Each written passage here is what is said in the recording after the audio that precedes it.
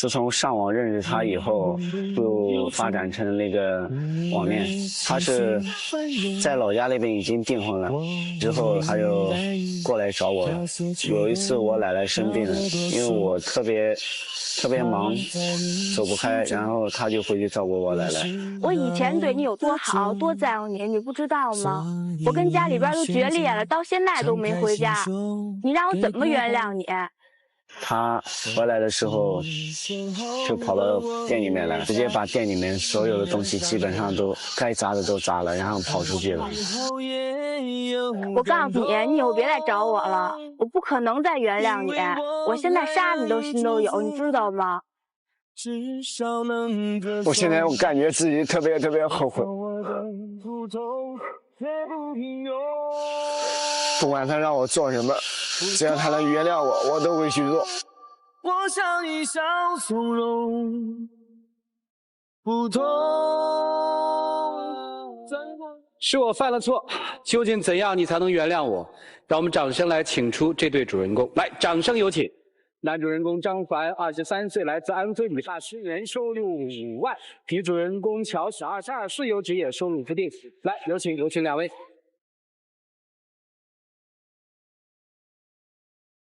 巧巧是私奔去跟他在一起的是吗？对。在网上认识的，怎么谈一个私奔呢？因为那会儿家里边已经帮我订婚了，然后我不喜欢那男的，我也没跟家里边说，就跑了。在网上认识多久跑的呀？1个多月。见过面吗？没有。那就敢私奔？因为那会儿反正心里边挺难受的，然后他每天都安慰我，然后哄我开心，我觉得他这人挺好的，我又不喜欢那男的，就这样就跑了。对。他私奔到你的老家，跟你好上了。对。这是什么时候的事儿啊？09年的时候。活那会儿你多大呀？20。稀里糊涂就跟他了。这个后面说这个你奶奶生病了，后来我看也没演，怎么就犯了错了呢？我因为开店嘛，特别忙，然后我就让他回去照顾我奶奶。然后他走的时候是说回去10天就过来了。在这期间我认识一个，也是属于一种顾客的关系吧。就经常到店里面来洗头，让我帮他吹头发，也对我的印象还可以，就是每次约我过去喝酒，但每次我都拒绝了。有一天晚上已经员工都下班了，我自己在算账，然后那个女的一过来又约我出去喝酒，不好意思再拒绝别人嘛，然后就过去了。酒喝多了，当时也是比较冲动嘛，所以发生了一些不该发生的事。你还有脸说呀？要脸吗？这事儿是他向你坦白的是吧？我问的，我回去了。本来是应该是过半月回来，因为也没什么事儿，病情也好转了，我就提前回来了。然后我一开门就看见女孩的衣服、内衣什么的，我就跑店里边问她，然后她就承认了。事情那么巧，第一天你干了坏事，第二天就回来了，不是这样的？还不是那个跟他发生了事情之后，那第二天我给他打电话问他什么时候回来，他说还要半个多月也不知道为什么他就提前了10多天就回来了。在这期间，那个女孩子她要求跟我住在一起嘛，然后我就同意了。她去照顾你奶奶，你带了一个女孩回你那儿同居了，是这意思吧？把他店砸了是吧？砸成什么样啊？反正能砸全砸了。砸完之后呢？跑了。对。那你今天来干嘛呀？老张，我就想最主要就想得到他的原谅。巧巧离开你多久了？有6个多月。去哪儿了？我给我姐们打电话，把这事儿跟我姐们说了，然后我就去北京找我姐们了。那这半年你们俩有联系吗？小张？因为我们那时候在江阴嘛，西直桥，整个镇上面我基本上能去的地方我全部去找了，也没有。我每次都上网登他的 QQ， 跟他里面所有的朋友我基本上都聊过。然后我就跟那个春玲是他的好朋友嘛，通过几天的聊天，我就把我们整个的故事跟他说了一遍，他也感觉特别那个，然后就把他的电话给我，之后我才找到北京的。也就是说这半年你们俩都是没联系的。对，直到录制节目前你才找到他。对对对。他怎么做你能原谅他？他天天纠缠我，我怎么原谅他？什么叫天天纠缠你？他来北京找我，完了之后，要不然就半夜给我打电话，要不然就在楼下边等着我，天天堵着我。那你还喜欢他吗？以前喜欢。他来节目我理解，他想挽回你。你来这个节目的目的呢？我不想让他再纠缠我，我觉得他已经打扰我的生活了。我是真的后悔了才过来找你。早干嘛呢？现在说这有用吗？有用吗？我让你这么干的，你还有脸说呀？现在知道错了，有卖后悔药的吗？我不知道我应该做什么让你去原谅。那我先抽你一顿，咱再说行吗？可以。喂，你得真打。怎么下手那么狠啊？我打他这是外伤，我伤是内伤。只要他能原谅我，让我干嘛都行。哎，你去北京多少天了？1个月不到。就是天天就找他道歉是吗？对。在北京他跟你动手了吗？有。也是这么打？差不多吧。姑娘，他犯错误也不对哈，这肯定是不对。你打人其实也是不对的。我没觉得我不对。好好说过不管事儿，就天天纠缠我。其实现在就是说你很明确的要跟他分手，对吧？是这意思吗？反正我就不想让他再来打扰我。小张离开他行吗？现在唯一的想法就是让他能原谅我。凭什么呀？我又没错，凭什么让我原谅你呀？我知道是我的错了，但是每个人都有犯错的时候。那你说犯错我就原谅你，要警察干嘛呀？那人杀人犯罪的，那说句对不起就行了，就放了。要法律有什么用呀？当时我也没想到会发生那种事。那你现在就别来求我呀。你已经不爱他了是吧？我现在已经不爱他了。那你就告诉他我不爱你，我原谅你，反正你不爱了，这件事儿就可以原谅了吗？那不行，我要让他内疚一辈子。谁让你伤我了？活该的。这可该怎么办呢？我们3位有智慧的老师，听听你们的看法。来，真心修比特别对。按道理来讲的话，一个男孩子犯错了，那一旦这种哭乞求的方式，多少会有点心软，可能会有点动心，但是在巧巧身上一点也看不到。所以从巧巧的这个角度来分析的话，他的个性容易走极端，要么黑，要么白，没有灰色，所以他基本上来讲的话，看不到希望了。相反是一个感性的人，也是一个随性的人，要么不会犯错，这样的话他容易为情所困。从目前我角度来看的话，2个人基本上是没有希望，所以这时候呢，也请张凡考虑一下你自己的未来。之后的事我根本就没有想太多，我现在唯一想的就是这个。张凡，有些东西我不知道你有没有体会，当你去给客人剪头发，你剪伤了客人头发的时候，你再想剪你想剪的发型也剪不出来了，你只能换其他的东西。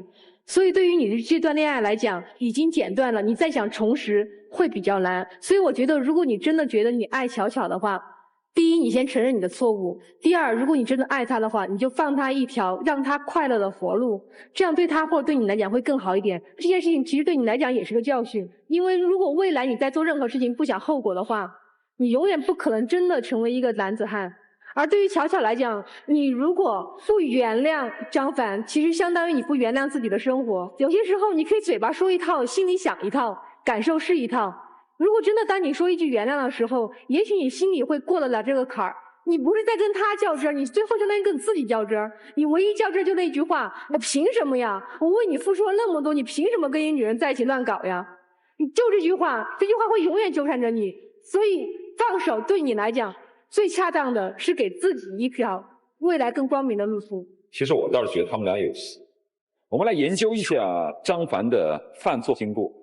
第一，男人的犯错很多情况之下是因为双方闹成了误会才发生这样的事，而这事是人家感情比较稳定，人家在尽孝，您在寻开心，这比较遭恨，你知道吗？对。另外还有第二点，它发生的地点竟然在他和女朋友朝夕相处的温馨的小屋里，处处弥漫着彼此之间生活的味道，你居然能够和别的女人激情四射，我就搞不懂，你心里面就没有闪过一丝想法，这是我和我最爱的人生活的地方吗？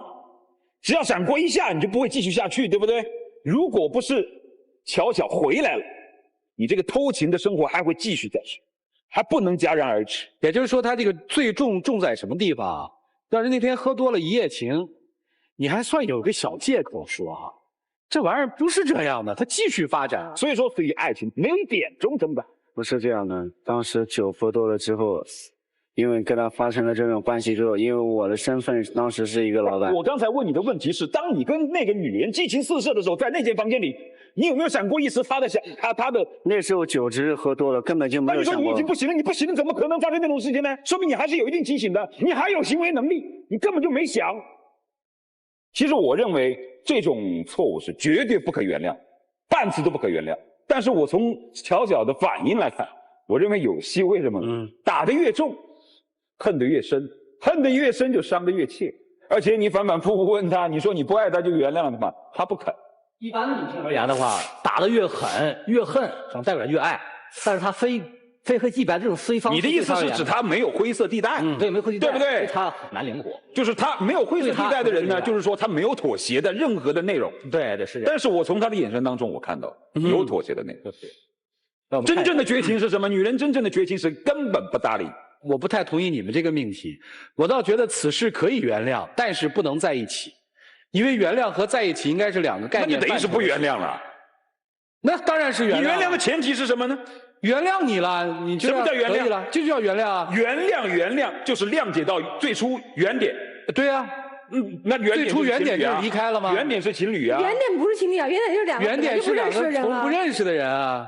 你原谅我不就完了吗？干脆我们不说原谅这个字儿，叫接纳吧，接纳好一点，对他而言，接纳这个事实就 OK 了。哎，对，我觉得这点很好，你可以接纳这个事实，但是我不接纳这个人。小张，你听明白我们4个人在讨论什么了吗？你们的意思就是我做的事情就是等于不可饶恕的那种，永远不会原谅我的。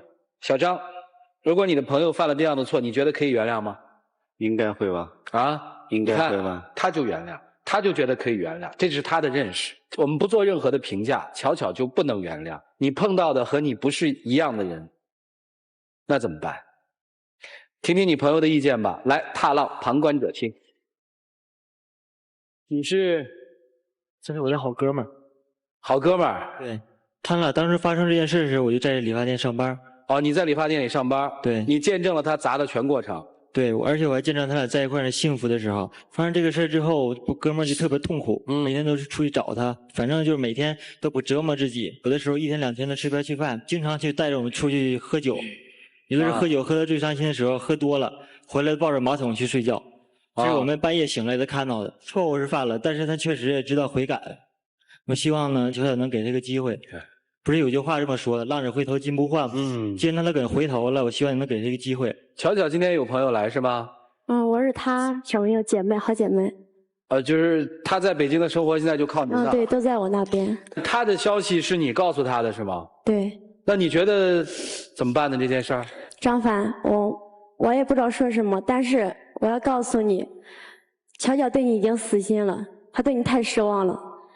他那么爱你，能那样对他，真的我都觉得心寒。你就不是一个男人。那你当初干嘛把他的联系方式给他呢？我就现在特后悔，就看到巧巧天天那么难受，我真的后悔。我当时我被他感动了，我被张凡感动了。张凡天天说他多想他，他多内疚。巧巧姑娘到你那儿去的时候，她是个什么状态啊？不吃饭，3天将近都没进食。我想知道是不是说，其实在他的日常生活当中，他也忘不掉这个男人啊？你客观的说。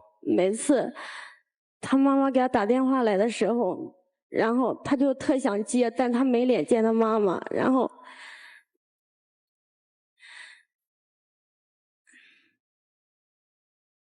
怎么了，这姑娘？你为谁伤心啊？为你姐们是吗？为巧巧是吗？对。确实这件事情他错了，错得一塌糊涂。但是我希望你能帮你自己，或者叫帮你们俩共同走出来，不要为这样一段感情而把2个年轻人的整个的生命轨迹毁掉。好好的理发店你不开了，你不工作了，彼此纠缠在这个里头，何必呢？我倒真觉得说，这个行为只是他一个层面的偏差性行为，不能把这样一个男人全否定了，这个对他其实也很不公平的。或者在这个阶段，对他的自我控制能力比较差。对，过了这个年龄以后呢，他可能成熟了。就是你不能会做这些，不能由此说他是个这个人就完全把他否定掉了，他的世界坍塌，我觉得也不对。涂老师，这要是你妹妹呢？我还用问的？不原谅呗？肯定啊，拉走呗，直接拉走，报复。OK 大概问我自己的话，我的答案也是一样，不原谅。我这不原谅可能大家理解不一样，我就说姑娘，你就是妹妹，你跟他说我原谅你了，我们就此就算过了，因为还要重新开始。小张，你自己的世界不要坍塌，好吗？好吗？就像于老师说的那样，一个阶段你在成长的过程当中你犯了错误了，一个层面的一个偏差，这并不代表所有人会否定你，理解这个意思吗？好，那我们一起来进入黄金60秒。我不知道自己犯下的这么大的错误，让所有人都不可能原谅我。我求你，只要你能原谅我，让我做什么都可以。求你。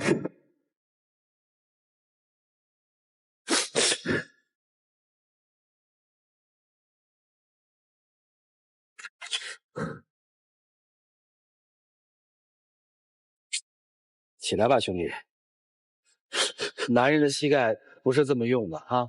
来，起来，咱不能丢了自己。巧巧，我刚才跪下的时候你有动容哈。来，1分钟时间，请你表达。其实我真的不知道该跟你说什么，我感觉我跟你没什么好说的。其实我也知道，我也想过，我心里边最内疚的就是就奶奶那事儿，还有就是说我要跟我的好姐妹说，其实我一点也不怪你。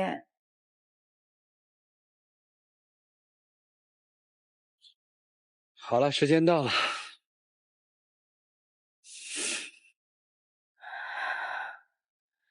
张凡也可能还是有个错误认识哈。我特别强调一下，当他跪下来的时候，其实我心里特难受。我特别见不得男孩子这种跪的尊严全无。还是那句话，是在这样一个阶段，你没有把握住自己，犯了一个错误，这并不代表所有人会否定你。你现在认为他的原谅最重要，其实不是啊。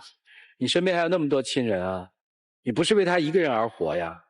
人都会犯错，真的意识到错误，生活要重新开始，而不是在一个地方摔倒之后永远不爬起来，那样你赢得不回任何一个女孩子的心。悄悄的表白完了，对吗？跟小张还有话说吗？我只想跟你说，希望你以后过得幸福，不要来纠缠我。好吧，两位请回吧。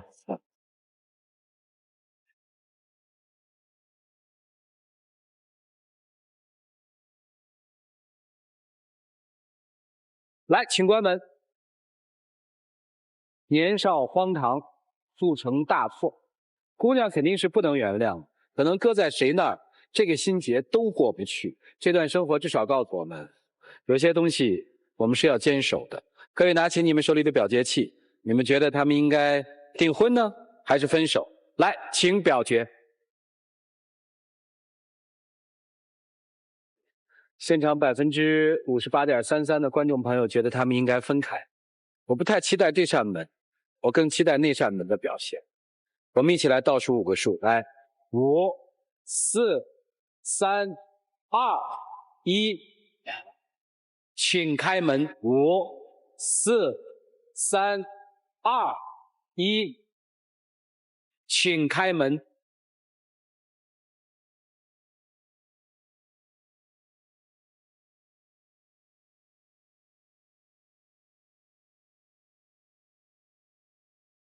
Say goodbye。佳佳，我知道错了。Say goodbye 呀，前前后后，一回回的是。其实这个。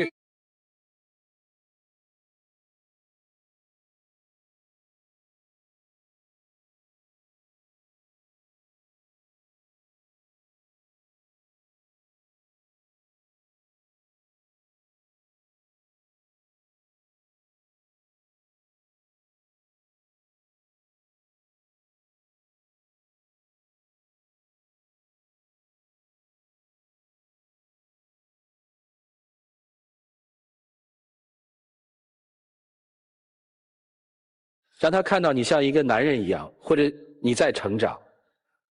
乔乔，不管你原不原谅我，我一定会爱你一辈子。